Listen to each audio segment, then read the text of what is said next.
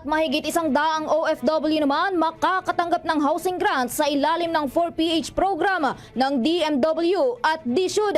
Brigada Jigo Custodio, ibrigada mo! Brigada Live Report. Mahigit 100 overseas Filipino workers at kanilang mga pamilya ang nakatakdang makatanggap ng grant approval para sa kanilang housing application sa ilalim ng Pambansang Pabahay para sa Pilipino program. Ito ay matapos lagdaan ng Department of Migrant Workers, Department of Human Settlements and Urban Development at Home Development Mutual Fund ang joint memorandum na layong tulungan ang mga OFWs at kanilang mga pamilya sa pagkuha ng abot-kayang housing loans na angkop sa kanilang pangangailangan. Ang 4PH program ay naglalayong gawing abot-kayang pabahay para sa mga kababayan nating mababa ang kita at ngayon ay bibigyan prioridad ang mga kwalipikadong OFWs bilang pagkilala sa kanilang ambag sa ekonomiya ng bansa.